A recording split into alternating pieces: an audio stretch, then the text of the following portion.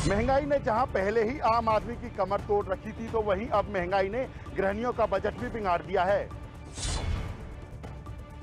रसोई gas, diesel, petrol सहित सभी राशन के रेट तेजी से बढ़ रहे हैं। बढ़ती महंगाई से आम जन परेशान है। दिनों दिन महंगाई बढ़ती जा रही है, लोगों के लिए नई मुसीबत बन गई है। निम्न और मध्यम वर्ग के लोगों के लिए जीना मुश्किल हो गया है, लेकिन महंगाई पर लगाम नहीं लग रही है। रसोई गैस के दाम बहुत अधिक बढ़ रहे हैं। देश में महंगाई भी बढ़ती जा रही है। रसोई गैस के दाम सरकार ने एक महीने में 25 रुपये बढ़ा दिए हैं। आज गैस सिलेंडर 836 रुपये का मिल रहा है। रसोई गैस के दाम बढ़ने से हम महिलाओं का रसोई का बजट बिगड़ गया है। सिर्फ एक रसोई गैस के दाम ही नहीं, सरकार ने हर किसी चीज़ के दाम बढ़ा दिए हैं। जैसे सब्जियों के, सरसों का तेल जो 160-165 रुपये में मिल जाता था, अब 220-200 रुपये में मिल रहा है। अलग अलग कंपनियों के अलग अलग रेट हैं, लेकिन हर तेल 200 या 220 के करीब मिल रहा है, जिससे हम लोगों का खर्चा चलाना बहुत मुश्किल हो रहा है। पेट्रोल डीजल की बढ़ती कीमतों ने कामकाजी वर्ग की बेचैनी बढ़ाई, तो रसोई गैस के दाम में बढ़ोतरी की वजह से महिलाओं के किचन का बजट बिगड़ गया है। आपको बता दें कि पिछले दिनों सिर्फ तेल की कीमतों में नहीं, बल्कि खाने के तेल के साथ साथ दालों के रेट भी बढ़े। बहुत पैसे बढ़े हुए हैं, अब इसका बजट बहुत ज़्यादा खराब हुआ है। अब हर लोग अपना काम नहीं कर पा सके। रसोई का दाल है, चावल है, जो भी है, इतना महंगाई का बजट खराब हो रहा है। जो 5,000 में खर्चा होता था वो 15,000 में हो रहा है। अब ऐसा ही है, बस बच्चों की पूर्ति करनी भारी हुई। कोरोना काल में वैसे ही बजट खराब हो रहे, सबके धंधे चौपट हो गए। अब ऐसा ही है जी, बस कुछ कहना पाए। यही मांग है जी, अपने ये गैस वैसे जो इसे सस्ती करो, बजट जो रसोई का है इसे सब सस्ता करो। पेट्रोल है, डीजल है, सब पे इतनी महंगाई है, कैसे बच्चे गाड़ी घोड़ा कहीं ले जा सके। तो ये सब काम खराब कर रखा है सरकार ने। इस बीच गैस सिलेंडर के भाव बढ़ना भी परेशानी का सबब बन गया है। एक तरफ तेल की बढ़ती कीमतें, दूसरी तरफ राशन का बढ़ता भाव। बची कसर सिलेंडर ने पूरी कर दी है। पेट्रोल के भाव ने तो कामकाजी लोगों की मुसीबत बढ़ाई थी, लेकिन सिलेंडर ने परेशानियों को और ज्यादा बढ़ा दिया। यदि महंगाई इसी तरह लगातार बढ़ती रही तो गरीब परिवारों के लिए 2 वक्त की रोटी जुटा पाना भी मुश्किल हो जाएगा। ऐसे में जरूरत है कि सरकार सख्त से सख्त कदम उठाकर बढ़ती महंगाई पर काबू पाए। आज फिर 27 पैसे के साथ जो है वो पेट्रोल और डीजल के अंदर बढ़ोतरी देखी गई। और आज के ताज़ा रेट की अगर बात करी जाए तो देखिए, आपको बता देते हैं, जो पेट्रोल है उसके रेट 99 रुपये और 12 पैसे हो चुका है, जबकि डीजल का रेट जो है वो 90 रुपये 58 पैसे हो गया। यानी कि शतक से सिर्फ मात्र 1 रुपया ही कम रह गया है पेट्रोल। और लगातार जिस तरीके से पेट्रोल और डीजल के दाम बढ़ते जा रहे हैं, तो उससे कहीं ना कहीं आम जनता का जो है वो जीना मुहाल हो चुका है। कहीं ना कहीं लोग के अंदर परेशानी जरूर दिखाई दे रही है। अंकल जी हमारे साथ हैं, उनसे जानने को। मेरा नाम है जी नरेंद्र चोपड़ा। लगातार रेट ये बढ़ रहे हैं कि इनका काम है गवर्नमेंट का कि लोगों को पैसे बांट देते हैं, लेबर क्लास झुग्गी वालों को, और टैक्स मीडियम क्लास पे लगता रहता है। समझे साहब, लगता रहता है। इनको कोई मतलब नहीं, को मरे या जिए, इनको खाली वोट इकट्ठे करने के लिए मजदूरों के उनका रोटी फ्री कर दी, उनके काम करना उन्होंने बंद कर दिया। वो कहते हैं 2 दिन काम करते हैं हम दारू के लिए, बाकी खाना पीना आ ही जाता है। और उसके अलावा बाकी जो आपके ये हैं लेडीज़ हैं, बोले इनको प्रेफरेंस दो। मीडियम क्लास की ऐसी तैसी फेर रहे हैं ये, टैक्स लगा लगा के इनको कोई फ़र्क नहीं पड़ता। पता नहीं कैसे वोट मिलते हैं, कैसे इनके पास वोट आते हैं, यही नहीं समझ आई आज तक। इनके घर का बजट कितना बिगड़ गया है इस पेट्रोल और डीजल? घर का बजट कितना बिगड़ गया, रोज़ कैलकुलेट करें, काम करें या कैलकुलेट करें। घर का बजट हर महीने कम से कम 10-15 हज़ार रुपया बढ़ जाता है।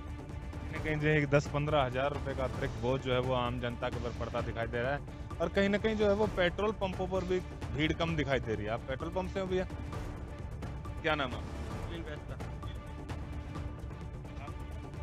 होते सर डेली लड़ते, इतना बढ़ा दिए, मतलब सरकार बढ़ा रही है, हम तो नहीं बढ़ा रहे, फिर इसमें मदद समझा देते हैं कि कहीं ना कहीं लगातार जिस तरीके से पेट्रोल डीजल के दाम बढ़ते जा रहे हैं, तो इसी को लेकर के आप देख सकते हैं कि किस तरीके के हालात यहाँ पे हैं। कहीं ना कहीं पेट्रोल पंप वाले भी जो है वो चिंतित हैं, इनकी जो है वो सेल में कभी कमी देखने को मिली। और लगातार जिस तरीके से ये दाम बढ़ते जा रहे हैं तो कहीं ना कहीं प्रभाव जो है वो लगातार इस पे जो है वो देखा जा रहा है और लोग जो है वो कहीं ना कहीं दुखी दिखाई दे रहे हैं। कुछ और लोग हैं, उनसे जानने की कोशिश करते हैं हम। सर क्या नाम है? क्या कहना चाहोगे? पेट्रोल डीजल तो देखो बढ़ ही रहे, क्या करें, इनको मोदी जी को खुश सोचना चाहिए। एक महीने में एक भी दिन ऐसा नहीं आया जिस दिन कम हो, लगातार ही बढ़ता चला जा रहा है, कमर तोड़ रखी है महंगाई ने। जनता जो है वो कमर तोड़ रखी है जनता की, लेकिन दबी जुबान में जनता जरूर कहती है कुछ ना कुछ मोदी सरकार को करना चाहिए। अनिल कुमार ज़्यादा कहेंगे, सब जो कह रहे हैं हम वही कह रहे हैं। बुरा हाल है, तेल के रोज रोज रेट बढ़ रहे हैं, काम धंधे है नहीं लोगों के पास, काम धंधे बिल्कुल खत्म हो चुके हैं। कहाँ से पब्लिक पैसा लाएगी? गवर्नमेंट तो पूरा बैठे हुए बजट पास कर देती है, लो जी जाओ अपना जो मर्जी करो, पब्लिक को पैसा होना चाहिए ना। कहाँ से लाएगा पैसा रोज रोज का? भी काम धंधे है नहीं लोगों को, काम धंधे नौकरी से छूट गई है, लोग घर बैठे हुए हैं, क्या कमाएगा क्या खाएगा आदमी? गवर्नमेंट का क्या है? गवर्नमेंट तो अपना बैठा हुआ है वहाँ पर, रात दिन अपना गाड़ियों घूम रहे हैं, क्या करें? कहीं ना कहीं जिस तरीके से इनका कहना है कि लोग जो है वो नेता जो हैं वो अधिकारी जो हैं वो अपनी गाड़ियों में बड़े आराम से घूमते हैं, लेकिन जिस तरीके से आम जनता ने जो है वो इससे लगते पेट्रोल और डीजल के बढ़ते दामों को लेकर के त्राही त्राही मची हुई है, वो कहीं ना कहीं उन लोगों को दिखाई नहीं दे रहा। और इसी के चलते इन लोगों की साफ एक गुहार है सरकार से कि कुछ न कुछ सरकार करे, क्योंकि जिस तरीके से कोरोना काल के अंदर लोगों की आर्थिक स्थिति कहीं ना कहीं बिगड़ गई है। तमाम जो लोग हैं, जो ड्यूटी के पेशे वाले हैं, उनकी तकरीबनों की नौकरी छूट चुकी हैं। उन लोगों की जिस तरीके से आज की हालत है और लगातार ऊपर से ये महंगाई जिस तरीके से इन लोगों को सता रही है, तो कहीं ना कहीं आने वाला समय इन लोगों के लिए दुखदायी होता साबित हो रहा है। देश भर में पेट्रोल डीजल के दामों में लगातार बढ़ोतरी जारी है। साइबर सिटी गुरुग्राम की बात करें तो गुरुग्राम में भी एक्स्ट्रा प्रीमियम का पेट्रोल 100 के पार जा पहुंचा है। अगर आज की बात करें तो आज एक्स्ट्रा प्रीमियम का रेट 103 रुपये 14 पैसे है, तो वहीं पेट्रोल के दाम 98 रुपये 83 पैसे है। और डीजल की बात करें तो डीजल के दामों में भी लगातार बढ़ोतरी देखने को मिल रही है। डीजल आज 90 रुपये 31 पैसे पहुंच गया है। बीते दिनों से लगातार देश भर में पेट्रोल डीजल के दामों में इजाफा हो रहा है, जिससे ना ही सिर्फ लोगों की परेशानियां बढ़ रही हैं, बल्कि लोग जो हैं उनका घर का बजट भी लगातार बिगड़ता जा रहा है। कुछ लोग जो हैं वो पेट्रोल डलवाने के लिए पहुंचे हैं, जानने की कोशिश करते हैं। लगातार पेट्रोल डीजल के दाम बढ़ रहे हैं, परेशानियों का सामना करना पड़ रहा है। करना पड़ रहा है। पहले मेरे 350 रुपये में टंकी फुल हो जाता था, और अब 400 का भरा है फिर भी फुल नहीं हुआ। अब कितने में हो रहा है? अब हो रहा है लगभग 500 में लगातार, क्योंकि जो दाम है वो बढ़ते जा रहे हैं। कहीं ना कहीं घर का बजट बिगड़ता है इससे। बिल्कुल बिगड़ रहा है। मेरे मंथली, ऐसे मैं मार्केटिंग का जॉब करता हूँ, मेरे मंथली आ रहा था 3000 के समथिंग पेट्रोल, अब आ रहा है 4500। क्योंकि कोरोना आया है, आप जॉब करते हैं, एम्प्लॉयर हैं, कहीं ना कहीं जो कोरोना की वजह से तनख्वाह में भी कटौती हो रही है, सैलरी भी कट के मिल रही है, और दूसरी ओर महंगाई बढ़ रही है और पेट्रोल के दाम भी बढ़ रहे हैं। दोनों को कितनी परेशानी हो रही है? हर चीज़ की महंगाई हो रही है और सैलरी तो बढ़ने के चांसेस है ही नहीं। कंपनी साफ बात खड़ा कर देती है कि नहीं, अभी तो सैलरी नहीं बढ़ पाएगा, कोविड की वजह से लॉस में जा रहे हैं। मार्केटिंग का जॉब करते हैं तो कन्वेंस में मिलता होगा आपको, अगर दाम बढ़े हैं तो कन्वेंस में इजाफा हुआ है? नहीं, बिल्कुल नहीं इजाफा हुआ,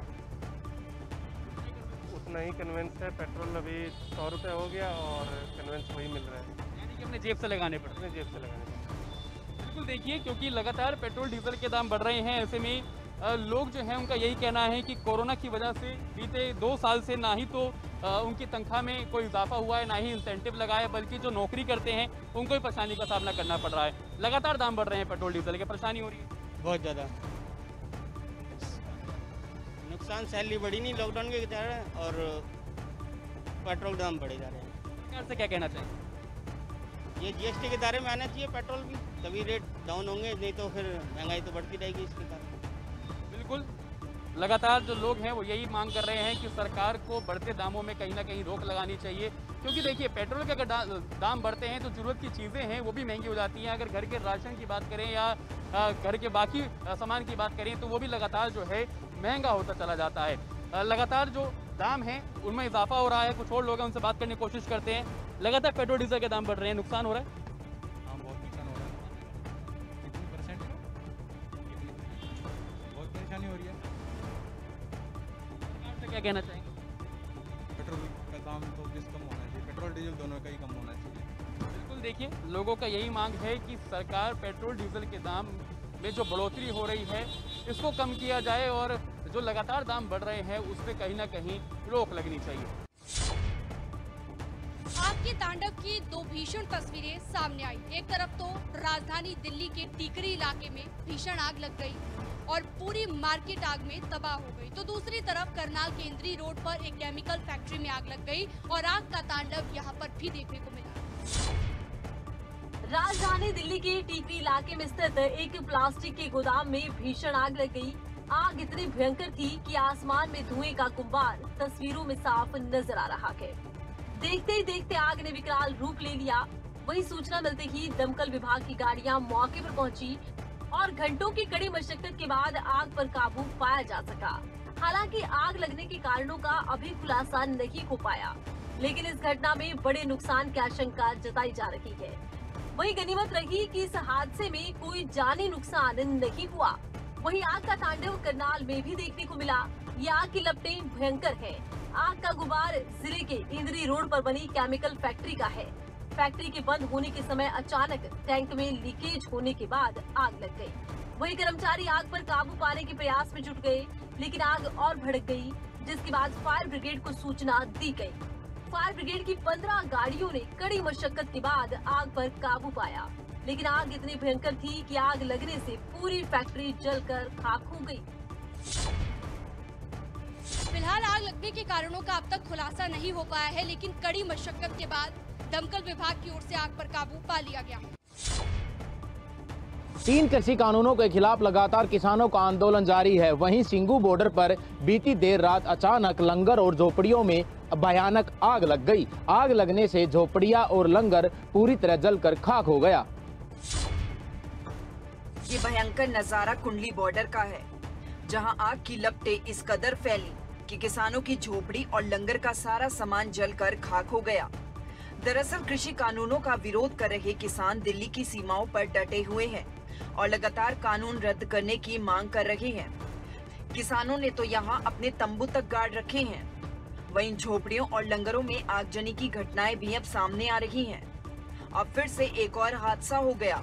झोपड़ियों में भयंकर आग लग गई और आग इतनी भयंकर थी कि चारों तरफ अफरा तफरी का माहौल मच गया। हालांकि इस घटना की जानकारी मिलने के बाद फायर ब्रिगेड की गाड़ियां मौके पर पहुंची और आग पर काबू पाया, लेकिन जब तक आग पर काबू पाया गया तब तक सारा सामान जलकर खाक हो चुका था। जो है मच गई एकदम। बहुत कोशिश की, आसपास के लड़कों ने ट्रैक्टर लगाए, पानी लगाया, तब तक जब तक फायर ब्रिगेड आई तब तक ये पूरा मच गया था। तो ये कह सकते हैं कि ये लग रहा है हमको कि जो सरकार है ना जानबूझकर ऐसी शरारतें करा रही है। सरकार जो है कह रही है कि नरेंद्र तोमर जी का बयान आता है कि आप आंदोलन को खत्म करो, हम बातचीत के लिए तैयार हैं। तो कहने का भाव ये है कि सरकार इस आंदोलन को किसी न किसी तरह खत्म करना चाहती है। जैसे पहले एक रोज टिकरी हुआ, आज यहाँ पर हुआ, तो ये सरकार भ्रम लोगों में अपना डर भय बनाकर कि इसमें आगजनी कर ऐसा कोई ना कोई काम करके इस आंदोलन को खत्म करना चाहती है। दरअसल कृषि कानूनों को लेकर किसान लगातार विरोध प्रदर्शन कर रहे हैं और इसी के चलते किसान दिल्ली बॉर्डर पर अपना डेरा जमाए हुए हैं। किसानों का कहना है कि जब तक उनकी मांगे पूरी नहीं होती तब तक वो यहाँ से नहीं उठेंगे और न ही अपने घर वापस लौटेंगे। सरकार और किसानों के बीच ये जंग कब खत्म होगी ये तो कहा नहीं जा सकता, लेकिन किसान आंदोलन अब लगातार तेज जरूर हो रहा है। इत्थों तक कि इन्हां दे ट्रैक्टर ਜਿਹੜੇ ਸੀਗੇ ਉਹਨਾਂ ਨੇ ਪਾਣੀ ਦੀਆਂ ਟੈਂਕੀਆਂ ਪਿੱਛੇ ਉੱਤੇ ਉੱਪਰ ਸਪਰੇਅ ਪੰਪ ਜਿਸ ਤਰ੍ਹਾਂ ਫਾਇਰ ਬ੍ਰਿਗੇਡ ਦੀਆਂ ਗੱਡੀਆਂ ਦੇ ਲਾਏ ਹੋਏ ਸੀ, ਪਹਿਲਾਂ ਇੰਤਜ਼ਾਮ ਕੀਤੇ ਹੋਏ ਸੀਗੇ ਤੇ ਉਹਨਾਂ ਨੇ ਵੀ ਬੁਝਾਉਣ ਦੀ ਬਹੁਤ ਕੋਸ਼ਿਸ਼ ਕੀਤੀ। ਲਾਪਟਾਂ ਜਿਹੜੀਆਂ ਬਹੁਤ ਉੱਚੀਆਂ ਸੀ, ਸੇਕ ਬਹੁਤ ਪੈ ਰਿਹਾ ਸੀਗਾ ਤੇ ਉਹ ਲਾਗੇ ਆਉਣ ਦੇ ਵਿੱਚ ਇੱਕ ਦੋ ਜਿਹੜੇ ਆ ਨੌਜਵਾਨ ਉਹਨਾਂ ਦੇ ਸਰੀਰ ਨੂੰ ਸੇਕ ਵੀ ਬਹੁਤ ਜ਼ਿਆਦਾ ਲੱਗਾ। ਬਹੁਤ ਵੱਡਾ ਜਿਹੜਾ ਨੁਕਸਾਨ ਹੋਇਆ ਕਿਉਂਕਿ ਇਹਦੇ ਅੰਦਰ ਜਿੰਨੀਆਂ ਵੀ ਲੰਗਰ ਦੀਆਂ ਵਸਤੂਆਂ ਸੀ ਸਾਰੀਆਂ ਹੀ ਜਲ ਕੇ ਜਿਹੜੀਆਂ ਸੁਆਹ ਹੋ ਗਈਆਂ। ਫਰੀਜ਼ਰ ਸੀਗਾ, ਡੀਪ ਫਰੀਜ਼ਰ ਸੀ, ਕੂਲਰ ਪੱਖੇ ਸਾਰੇ ਸੜ ਕੇ ਸੁਆਹ ਹੋ ਗਏ। ਪਰ ਜਿਹੜੇ ਅੰਦਰ ਸੇਵਾਦਾਰ ਸੀ ਉਹਨਾਂ ਨੇ ਦੌੜ ਕੇ ਉਸ ਵੇਲੇ ਜਾਨ ਬਚਾਈ ਕਿਉਂਕਿ ਟਾਈਮ ਹਾਲੇ ਥੋੜਾ ਸੀ। ਜੇ ਕਿਤੇ ਬਹੁਤ ਜ਼ਿਆਦਾ ਰਾਤ ਦੇਰ ਹੋ ਜਾਂਦੀ ਤੇ ਕੀ ਪਤਾ ਸੁੱਤੇ ही ਉੱਥੇ ਸਾਰੇ ਸਿੰਘ ਜਿਹੜੇ ਸ਼ਹੀਦ ਹੋ ਜਾਂਦੇ। ਕੋਈ वहीं इस घटना के बाद किसान नेताओं ने सरकार पर आरोप लगाए हैं कि सरकार उनके आंदोलन को तोड़ना चाहती है, लेकिन अब फिर दोबारा से लंगर और झोपड़ी और ज्यादा मजबूती से खड़ा करेंगे और आंदोलन को भी मजबूत करने का काम करेंगे। भिवानी में सड़कों की हालत बेहद ही खराब हो चुकी है। भारी वाहनों के चलते जगह जगह बड़े बड़े गड्ढे हो चुके हैं। आस पड़ोस के मकानों में दरारें भी आने लगी हैं, जिससे परेशान होकर फ्रेंड्स कॉलोनी वासियों ने रोड जाम कर दिया। तस्वीरों में दिख रहे ये गड्ढे फ्रेंड्स कॉलोनी की सड़कों की बदहाली को बयां करते हैं। इन गड्ढों के चलते आसपास के लोगों में हादसों का डर बना रहता है। हाल तो ये हो चुका है कि फ्रेंड्स कॉलोनी की सड़कों के आसपास बने घरों की दीवारों में भी दरारें आ चुकी हैं। इन सभी की वजह है भारी वाहन। जी हाँ, भारी वाहन ने लोगों का जीना दुभर कर दिया और प्रशासन ने लोगों की शिकायतों को अनसुना कर उन्हें और ज्यादा परेशान कर दिया, जिसके चलते आज ये सभी सड़कों पर उतरने के लिए मजबूर है। 3 महीने हो चुके हैं, कॉलोनी निवासी मजबूर होके, सड़क टूट गई, घर टूट गए, पानी की लाइन दब गई, सीवरेज डेड हो गए, मजबूर होके कॉलोनी वासी इकट्ठे हुए हैं और ये जाम लगाया गया है। शर्त है कि यहाँ से हैवी व्हीकल ना गुजरे, क्योंकि जो भी रोड पर मकान हैं सभी की दीवारें हिल चुकी हैं और ये सिंगल रोड है और इसी के कारण हमारे सीवर की लाइन भी काफ़ी नीचे चली गई है, धंस गई है, लगभग टूट भी गई हैं कई, और पानी की समस्या भी हमें काफ़ी है। ना तो पानी की समस्या हल हो रही, ऊपर से ओवरलोडिंग वाला ये दुर्घटनाओं का खतरा है। बस सारी ही गलियां फ्रेंड्स कॉलोनी की इसी रोड पर निकलती हैं। स्थानीय लोगों का कहना है कि सड़क टूट चुकी है, मकानों में दरारें आ गई हैं। इसके साथ ही भारी वाहनों के चलने से सीवरेज और पानी की लाइन भी दबकर खराब हो रही है, जिससे दिक्कतें बढ़ना लाजमी है। बड़े बड़े व्हीकल आते हैं, सारी दीवारें हिल गई मकानों की। गरीब आदमी है तो ये क्यों बना लेंगे? डीसी के ऑर्डर के बाद आ रहे हैं। डीसी ने सिर्फ 16 टन पास है ये रोड, और यहाँ पर 22 टायरें गाड़ी आती हैं। बताओ ये रोड तोड़ दिया, खरकड़ी रोड है। कौन सी कॉलोनी के निवासी हैं? Friends colony. तो पहले भी इस तरह का जाम लगा था, तब क्या समाधान हुआ था? जब मैंने लिखे था ये सोई थे डीसी साहब के, अभी व्हीकल नहीं जाएगा यहाँ से। फ्रेंड्स कॉलोनी के लोग इससे पहले भी कई बार परेशान हो चुके हैं, जाम लगा चुके हैं, लेकिन हर बार उन्हें खोखले आश्वासन देकर वापस भेजा जाता है। हालांकि पुलिस के समझाने पर लोगों ने जाम खोल दिया, लेकिन इसके साथ ही चेतावनी दी है कि यदि समय रहते समस्या का समाधान नहीं हुआ तो वो फिर से रोड जाम कर देंगे। पलवल में कार सवार बदमाशों ने टोल टैक्स पर जमकर तोड़फोड़ की और हजारों की नकदी लेकर फरार हो गए। पलवल में बदमाशों के हौसले इतने बुलंद हैं कि सरेआम अब टोल टैक्स से ही रंगदारी की मांग कर रही हैं। मामला NH19 पर गांव तुमसरा स्थित टोल टैक्स का है, जहां कार सवार बदमाशों ने 50,000 रुपए रंगदारी की मांग को लेकर जमकर तोड़फोड़ की और हजारों रुपए की नकदी को लूट लिया। आरोपियों ने काफी देर तक टोल को फ्री करा दिया, जिसका वीडियो टोल पर लगे सीसीटीवी कैमरे में कैद हो गया। टोल इंचार्ज महेश चौहान ने बताया कि कार सवार बदमाशों के हाथों में लाठी डंडे और कुल्हाड़ी थी और वो आते ही कर्मचारियों के साथ गाली गलौज करने लगे और कहने लगे कि अगर टोल चलाना है तो 50,000 रुपए मंथली देने होंगे। करीबन 11 तारीख कल थी, उसकी रात को 1 बजे के करीब दिल्ली से मथुरा जाने वाले टोल पर बूथ नंबर 7 पर एक स्विफ्ट गाड़ी आई, जिसमें से हथियारबंद 5-6 बदमाश उतरे और वो सीधे टोल कर्मियों को मारने के लिए दौड़े और कहने लगे कि कल जो वारदात हुई है, जो ये कल गोलियां चली, क्या इनसे आपको सबक नहीं मिला? उन्होंने इतना कह के वो बूथ को, बैरियरों को तोड़ने लगे और टोल को फ्री कर दिया। वहीं इस बारे में मुंडकटी थाना इंचार्ज SI प्रीतम सिंह का कहना है कि शिकायत मिल चुकी है, जल्द ही आरोपियों को पहचान कर उन्हें गिरफ्तार कर लिया जाएगा। तो बस एक घटना घटित हुई थी, जिसके संबंध में पता चला है। मैं आपसे में कंकास पर था 2 दिन, अभी थाने आया तो संज्ञान लिया गया। संज्ञान लेते ही टीम गठित कर दी गई है। आरोपियों की जो पहचान है वो जिम करने वाले नवयुवक जो होते हैं, उनके बॉडी स्टाइल के तौर पे जो पहचान समझ में आ रही है, उसके तौर पे टीम गठित कर दी गई है। और जो हमारा प्रक्रिया तंत्र होता है, मुख्य खास वगैरह जो हमारा होते हैं, उनके आधार पे शीघ्र मामले को सुलझाया जाएगा। किसी भी कीमत पर आरोपियों को बख्शा नहीं जाएगा। फिलहाल पुलिस ने शिकायत के आधार पर मामला दर्ज कर लिया है। पुलिस का कहना है कि इस घटना से जुड़ा एक CCTV सामने आया है, जिसके आधार पर जांच की जा रही है। यमुनानगर से 2 करोड़ की रंगदारी मांगने का मामला सामने आया है। अनाज मंडी के काटती से गैंगस्टर लॉरेंस बिश्नोई का नाम लेकर इन रुपयों की मांग की गई। लॉरेंस बिश्नोई वैसे तो जेल में बंद है, लेकिन जेल से बाहर उसके नाम की दहशत अभी भी बरकरार है। हाल ही में बिश्नोई की गुर्गों ने फिरौती की मांग कर लॉरेंस बिश्नोई का नाम फिर से सुर्खियों में लाया था। कई मामले तो ऐसे भी रह चुके हैं जिसमें फिरौती के लिए विदेश से फोन आया करते थे, और अब हिसार के एक आढ़ती से भी लॉरेंस बिश्नोई का नाम लेकर फिरौती मांगी गई है। फिरौती की रकम सुनकर आपके भी होश उड़ जाएंगे। जी हाँ, फोन करने वाले ने 2 करोड़ रुपयों की मांग की है, साथ में जान से मारने की धमकी भी दी गई। मामला ऐसा है, ये अपने प्रदीप मित्तल है और उनकी आड़ की दुकान है, मुस्तफाबाद में भी है और यहाँ जगाधरी अनाज मंडी में भी है।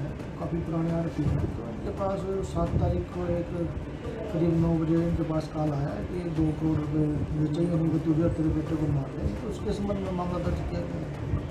तो हाँ, उसमें जो उसने फ़ोन पर धमकी दी है कि मैं लॉरेंस ग्रुप से संबंध है मेरा और अक्षय पाल्डा बोल रहा हूँ सोनीपत से, इस तरह की बात उसने की। तो इसमें कार्रवाई इसमें हम लग रही है, हमारी टीमें इसमें गठित हो रही है और उस पर काम कर रही है। इससे पहले जी हाँ, वो लेकिन लॉरेंस बिश्नोई इस टाइम तिहाड़ जेल में है और पता लगाया जा रहा है अभी क्या है इसके पीछे, क्या मोटिव है, क्या है। आरती से मिली जानकारी के मुताबिक धमकी भरा फोन सोनीपत के अक्षय पालड़ा युवक ने किया था। आरोपी फिरौती के लिए पहले भी कई बार फोन कर चुका था। घटना के बाद पुलिस ने आढ़ती को सुरक्षा प्रदान की है। हमारे एरिया में रहने वाले हैं, उनकी आड़ की दुकान है जगाधरी में भी और मुस्तफाबाद क्षेत्र में। हाँ, उसने अपना नाम बताया है फोन पे, धमकी देते समय उसने कहा कि अक्षय पाल्डा बोल रहा हूँ और लॉरेंस ग्रुप से मेरा संबंध है। तो अभी देखते हैं उसमें सच्चाई कितनी है, क्या है, देखने का विषय इन्वेस्टिगेशन। जिस नंबर से आढ़ती को धमकी भरा फोन आया था, पुलिस ने उसी नंबर के आधार पर अपनी कार्रवाई शुरू की। जिस नंबर से आढ़ती को धमकी भरा फोन आया है, पुलिस ने उसी नंबर के आधार पर अपनी कार्रवाई शुरू कर दी है। अब देखना ये होगा कि वाकई में रंगदारी की मांग करने वाले का ताल्लुक बिश्नोई गैंग से है या फिर माजरा कुछ और भी है। फरीदाबाद के राजा नाहर सिंह अंतर्राष्ट्रीय क्रिकेट स्टेडियम के समीप एक युवक का शव पेड़ से लटका मिला, जिसके बाद मृतक के परिजनों ने फरीदाबाद के बीके चौक पर जमकर हंगामा किया। तो वहीं परिजनों ने पुलिस पर भी आरोप लगाए हैं। हंगामा, प्रदर्शन, नारेबाजी, ये सब कुछ फरीदाबाद के बीके चौक पर देखने को मिला। बीके चौक की सड़कों पर डटा ये परिवार इंसाफ की गुहार लगा रहा है, पुलिस प्रशासन से अपनी नाराजगी जाहिर कर रहा है। दरअसल फरीदाबाद के राजा नाहर सिंह अंतर्राष्ट्रीय क्रिकेट स्टेडियम में एक युवक का शव पेड़ से लटका मिला था। मृतक के परिजनों का आरोप है कि पुलिस ने इस मामले में कोई कार्रवाई नहीं की, लेकिन मामले को दबाने की कोशिश जरूर की है। रात को झगड़ा हुआ, उनको बच्चे को मारा पीट के भगा दिया। रात को हमारे घर 4-5 जने आए 1:30 बजे, हमको धमकी दे के गए, हमको मारने की धमकी दे के गए और कहा कि बोले तुम्हारा लड़का कहाँ, उसको पेश करो। उसने हमारे साथ बदतमीजी करी। तब मैंने कहा कि जी मेरा बच्चा तो है नहीं, जैसे ही आएगा मैं आपके हवाले कर दूँगा उसको। सुबह मेरा बच्चा आया, मैं उसको लेकर उनके पास गया। मैंने कहा जी जो इससे गलती हो गई कोई बात नहीं, माफ़ कर दो इसे, और हम माफ़ी मांगते हैं, आगे से ऐसा कोई काम नहीं है अगर कोई आपको ऐसा लगता है तो। उन्होंने एक नहीं सुनी, 4-5 जनों ने मारना शुरू कर दिया जी, मुझे भी, मेरे बच्चे को भी, मेरे घरवाले को भी, मेरी बहू को भी। तो वहीं मृतक के परिजनों ने पड़ोस के रहने वाले युवक पर हत्या का आरोप लगाया है। परिजनों के इस बयान पर मृतक के पड़ोसी की तरफ से भी कई आरोप मृतक पर लगाए गए। वारदात ये हुई है कि जी सामने ही मेरे ताऊ का लड़का देखा है, उसने देखा है कि बहला फुसला के उस लड़की को सीढ़ियों के ऊपर की तरफ लेके जा रहा है, जिसमें ऊपर की तरफ एक किराएदार और रहते हैं। उन्होंने अंदर से कुंडी लगाई है तो इसने बाहर से और लगा दी कि कोई आके देख ना ले जी। और जब मेरे ताऊ के लड़के ने देखा है तो जैसे ही वो भग के आया है इसके पास, जैसे वो भग के आया है इतनी ही देर में ये उनको धक्का मार के वहाँ से फटाफट भाग आए जी। और लड़की से हम बहुत पूछने की कोशिश करी है, बट वो डरी सहमी है, वो कुछ बता नहीं रही है जी। अच्छा। बड़े प्यार से सब तरह से उससे पूछ के देख लिया और वो कुछ नहीं बता रही है। उसके बाद अगले दिन सुबह ही उसके माँ बाप उस लड़के को लेके आए हैं। तो क्या दुष्कर्म कोशिश की थी उसने? बिल्कुल करिए जी कोशिश, पर लड़की नहीं बता रही है। पंचों ने ये फैसला करके ये कह दिया इनके भैया तुम यहाँ से मकान खाली करो और यहाँ से चले जाओ, अन्यथा तुम्हारे खिलाफ कानूनी कार्रवाई की जाएगी। और उसके बाद क्या हुआ जी, हम अपने काम पे चले आए, घर वाले अपने घर पे हैं जी। उसके बाद इन्होंने उसके परिवार वालों ने उसके साथ क्या करा है क्या नहीं करा है जी हमें नहीं पता। बस हमें फंसाने की साजिश करी जा रही है।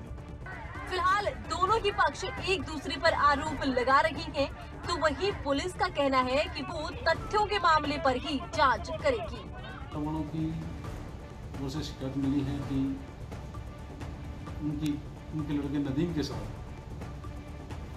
उनके पड़ोस में रहने वाले लड़कों की मार पिटाई हुई थी और जिससे आहत होकर उसने आत्महत्या करी है। इस बारे में मुकदमा दर्ज हो गया है। मृतक के परिवार वालों ने केवल इतना ही बताया है, अब नदीम ने कोई हरकत की है पड़ोस में रहने वाले किसी लड़के के साथ और उसकी हरकत के पीछे उसके परिवार के लड़कों ने उनको धमकाया था, नदीम को धमकाया था। नदीम के परिवार वालों ने, मृतक जो नदीम है उसके परिवार वालों ने और नदीम ने भी अपनी गलती की माफ़ी मांगी है। बाकी अभी सच्चाई हमारे सामने जो भी आएगी ये तफ्तीश में ही पता चलेगा वास्तविकता क्या है और दोषी नदीम था या कोई अन्य है, ये तफ्तीश का विषय है। जहां एक और मृतक के परिजनों ने पुलिस और अपने पड़ोसी पर आरोप लगाए हैं, तो वहीं दूसरी ओर पुलिस का कहना है कि तथ्यों के आधार पर कार्रवाई की जा रही है। अब देखना ये होगा कि नदीम हत्याकांड में क्या कुछ निकलकर सामने आता है।